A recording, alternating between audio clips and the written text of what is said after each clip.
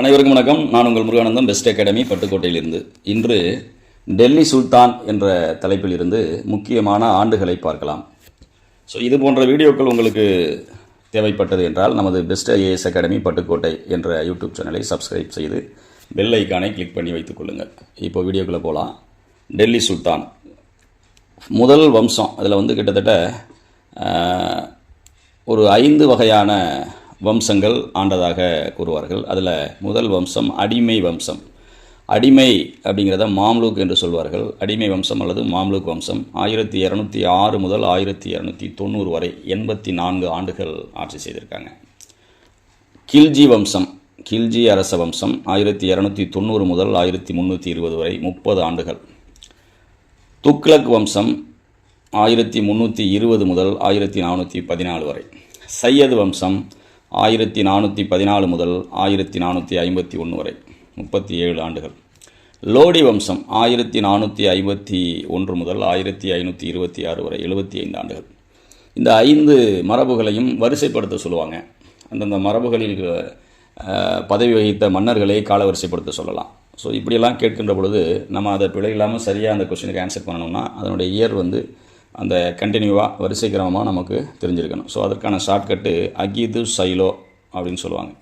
ஆ என்றால் அடிமை வம்சம், கி என்றால் கில்ஜி வம்சம், து என்றால் துக்ளக் வம்சம், சை என்றால் சையத் வம்சம், லோ என்றால் லோடி வம்சம். வரிசையாக வந்துடும். அதனுடைய இயரை மட்டும் நம்ம 1206 ஸ்டார்ட் பண்ணி 1526 முதலாம் பானிபட் போரோட முடிஞ்சிருது இல்லைங்களா. அப்போது ஸ்டார்டிங் 1206, எண்டிங் 1526 இல்லைங்களா. ஸோ 1206 ஸ்டார்ட் பண்ணுங்கள், 1526 முடிச்சிருங்க. 1206 1290 வரை 84 இயர்ஸ் அடிமை வம்சம் ஆட்சி செய்தது. அடுத்து வரக்கூடிய 30 வருஷம், அதுக்கு அடுத்து வரக்கூடிய 94 வருஷம், அதுக்கு அடுத்து வரக்கூடிய 37, அதுக்கப்புறம் வரக்கூடிய 75. ஸோ 84, 30, 94, 37, 75 இதுதான் அந்த டெல்லி சுல்தான்களுடைய ஆட்சி காலங்கள். இது 1206 ஆரம்பித்து 1526 முடியுதுன்னு சொல்லி ஆகும் வச்சுக்கிட்டாலே போதுமானது. இதில் 1206 நீங்கள் இந்த 84 ஆட் பண்ணால் 1290 வந்துடும். 1290 30 ஆட் பண்ணால் 1320 வந்துடும். அந்த 1320 94 ஆட் பண்ணால் 1414 வந்துடும். 1414 37 ஆட் பண்ணால் 1451 வந்துடும். 1451 75 ஆட் பண்ணால் 1526. அப்போ அகிது சைலோ ஷார்ட்கட்டு தெரியணும். 1206 ஆரம்பித்து 1526 முடியுது அப்படிங்கிறது தெரியணும். இடையில 84, 30, 94, 37, 75 அப்படிங்கிறத நினைவில் வச்சுக்கலாம். ஓகேவா, ரொம்ப ஈஸியாக ஞாபகம் வச்சுக்கலாம்.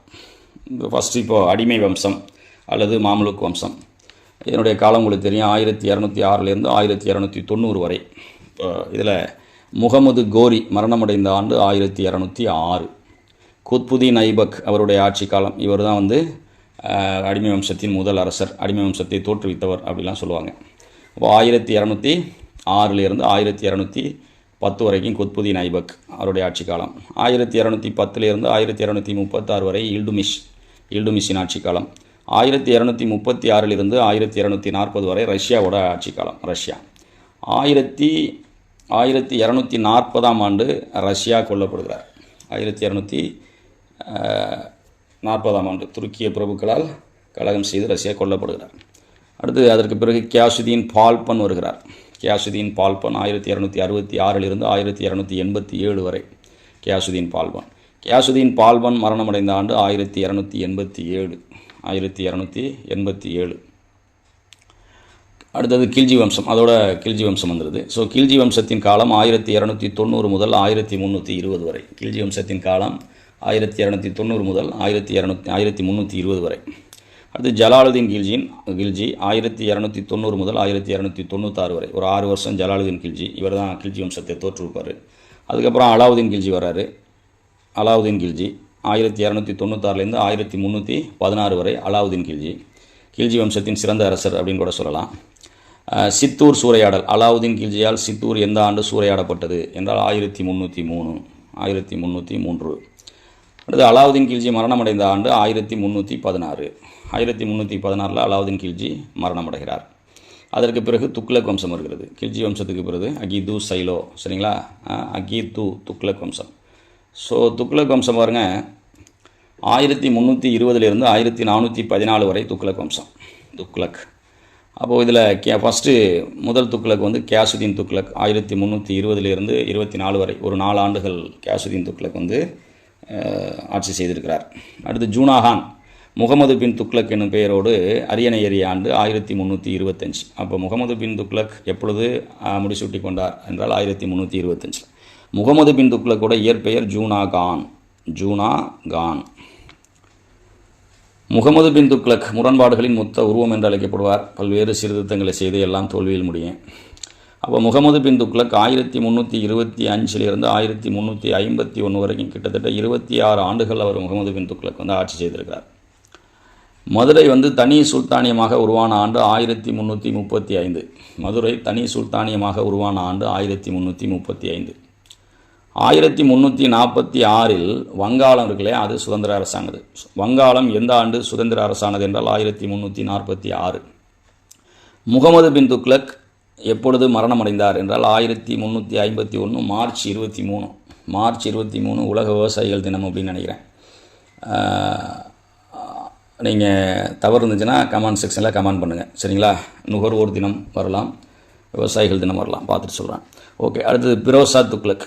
பிரோசா துக்ளக் அப்படின்னு சொல்லும்பொழுது அவருடைய ஆட்சி காலம் 1351 1388 வரை. பிரோசா துக்ளக் 1351 முதல் 1388 வரை. இதில் தக்கான பிரச்சனைகளில் தலையிட வேண்டும் என கேட்டு பாமினி அரசர் அழைப்பு விடுத்தார், சரிங்களா? அழைப்பு விடுத்த ஆண்டு 1365.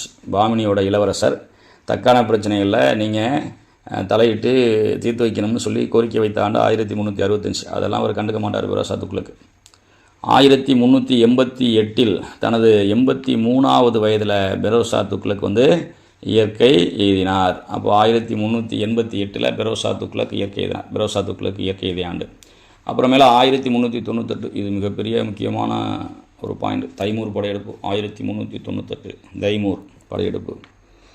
அதுக்கடுத்தது சையது அரச வம்சம். சையது வம்சம் வந்து 1414 ஆரம்பித்து 1451 வரைக்கும் சையது வம்சம்.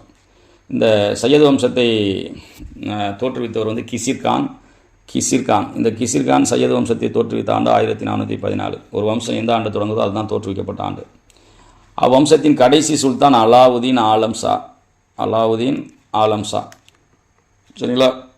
அதாவது சையது வம்சத்தின் கடைசி அரசர் யார் என்றால் அலாவுதீன் ஆலம் ஷா, சரிங்களா? இவர் வந்து 1451 தனது அரச பதவியை துறந்தார் அப்படின்னு சொல்லி சொல்கிறாங்க. 1451 அரச பதவியை துறந்தவர் அலாவுதீன் ஆலம் ஷா. அடுத்தது லோடி வம்சம். 1451 1526 வரை லோடி வம்சம். பஹலூல் லோடியை தொடர்ந்து அவரது மகன் சிக்கந்தர் லோடி சுல்தானாக பொறுப்பேற்ற ஆண்டு 1489. சரிங்களா? ஏன்னா லோடி வம்சத்தை தோற்றுவித்தவர் பஹலால் லோடி தான். பஹலால் லோடிக்கு பிறகு சிக்கந்தர் லோடி வர்றாரு. சிக்கந்தர் லோடி வந்து 1489 பொறுப்பேற்றுக் கொள்கிறார். 1517 ஆண்டே இறந்து போயிடுறாரு. சிக்கந்தர் லோடி மறைந்த ஆண்டு 1517. இப்ராஹிம் லோடி பாபரால் முதல் பானிபட் போரில் தோற்கடிக்கப்பட்ட ஆண்டு 1527. சரிங்களா? பாபரால் வந்து முதல் பானிபட் போரில் பானிபட் அப்படிங்கிற இடத்துல இப்ராஹிம் லோடியால் தோற்கடிக்கப்படுகிறார் 1527. இப்ராஹிம் லோடி ஒரு மிகப்பெரிய படையை வச்சுருக்காரு. குதிரைப்படை உட்பட நிறைய படைகள் அவர்கிட்ட இருந்தது, படை வீரர்கள் இருந்தாங்க. ஆனால் குறைவான எண்ணிக்கையில் படையை வைத்திருந்த பாபர் வந்து ரொம்ப எளிமையாக வெற்றி பெறுவார். காரணம் என்ன அப்படின்னா, இந்தியாவில் பீரங்கி அப்படிங்கிற படையை அவர் தான் அறிமுகப்படுத்துகிறார். இந்த முதல் பானிபட் போரில் தான் முதல் முறையாக இந்தியாவில் பீரங்கி அறிமுகப்படுத்தப்பட்டது. ஸோ பாபர் பீரங்கி படையை வச்சுக்கிட்டு அவருடைய குதிரைப்படை அனைத்து வீரர்களையும் கம்ப்ளீட்டாக என்ன பண்ணார், வென்று விட்டார். சரிங்களா? குதிரையெல்லாம் அப்படியே மிரண்டு ஓடுச்சுன்னு சொல்கிறான் பீரங்கி தாக்குதலுக்கு. வரலாற்றை படிக்கும் பொழுது அவர் தான் இருக்குது. ஓகே, இந்த மாதிரியான வீடியோக்கள் உங்களுக்கு பிடிச்சிருந்துச்சுன்னா லைக் பண்ணுங்கள், ஷேர் பண்ணுங்கள், கமெண்ட் பண்ணுங்கள், சப்ஸ்கிரைப் பண்ண மறந்துடாதீங்க. Thanks to all.